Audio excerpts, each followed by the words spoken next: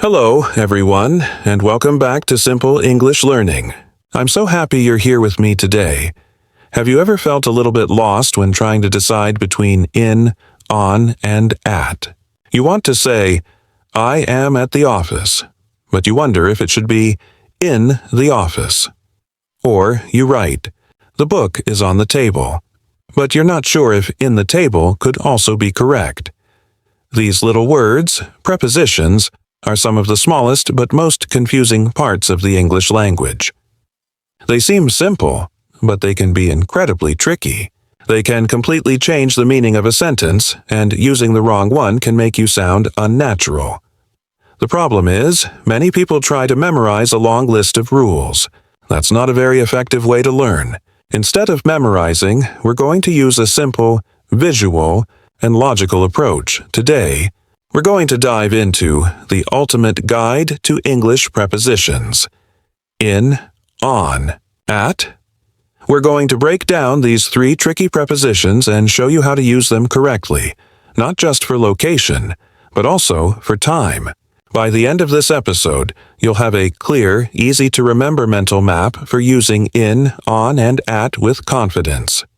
So, let's turn confusion into clarity. Part 1. The Prepositions of Place, a simple visual guide. Let's start with location. Think of a simple image for each preposition. This mental picture will help you remember the correct usage. The in picture. The container, think of in as meaning inside a container or a closed space. The container can be physical or an area. The key idea is that you are surrounded. Physical containers. In a boxo, in a roomo, in a carro, in a buildingo, in a city. E.g., I live in London, in a country. E.g., she works in Japan. Closed spaces or areas. In a garden. The garden is an enclosed space. In the newspaper. The words are inside the newspaper. In a line. You are inside the space created by the line. If you are somewhere that has a clear boundary, like a room, a city, or a country, the word you need is in, too. The on picture. The surface, think of on as meaning on a flat surface. The key idea is that one thing is touching the surface of another. Flat surfaces, on the table, on the floor, on the wall, on the ceiling. Lines or roads. You chew on the street, you on the road, you on the second floor. The floor is a surface. On is also used for public transportation, where you can stand up and walk around, like a bus, a train, or a plane. On a bus, on a train, on a plane. If you can walk on it, you're usually on it. The only exception is a car, where you are sitting in it. The at picture. The point, think of at, as a specific point or location that is not inside or on a surface.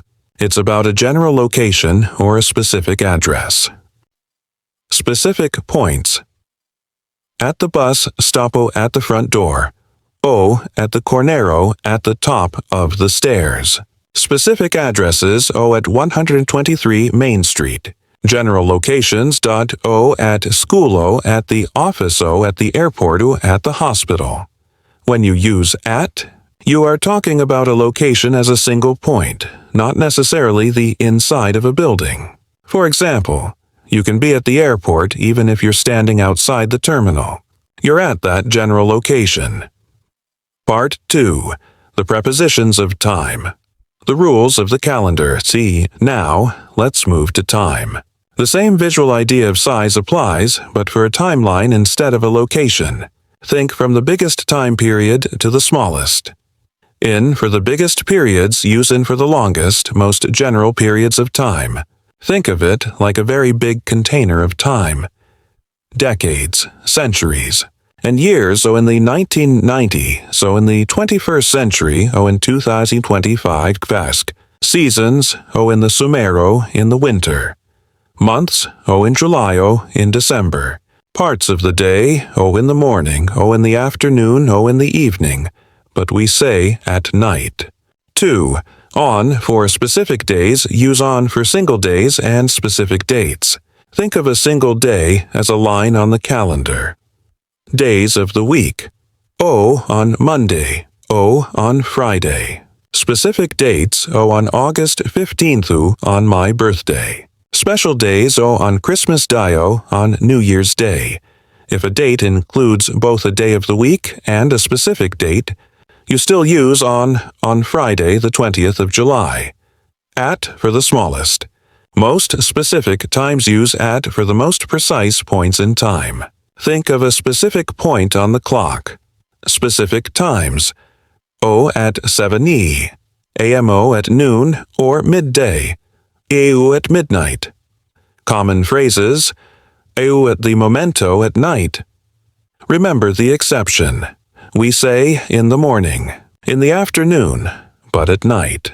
This is a common phrase you just need to remember. Putting it all together. A simple test. Let's review our mental map. For location, UN. The container or closed space. A box. A room, a country. On. The surface, the table, the wall, a bus, 80. The specific point, the bus stop, the airport, an address.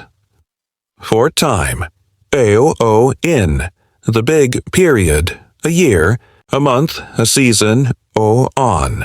The single day, a day of the week, a specific date. OAT, the specific time, a time on the clock, midnight. Now, let's do a quick test. I'll say a phrase, and you think of the correct preposition. I am waiting for you. You soon. The cafe. Answer, at 2. The keys are bara, my bag. Answer, in 3. The picture is hanging, US the wall.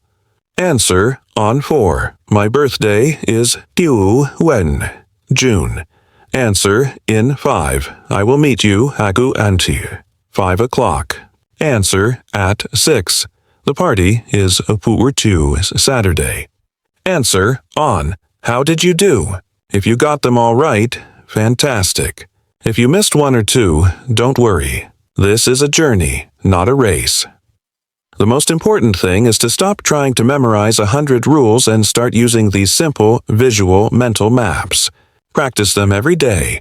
When you see a preposition, think, is this a container, a surface, or a point? The answer will come to you more easily over time. Thank you so much for joining me today on Simple English Learning. I hope this guide helps you feel more confident with these small but powerful words. Until next time, keep learning, keep practicing, and keep having fun.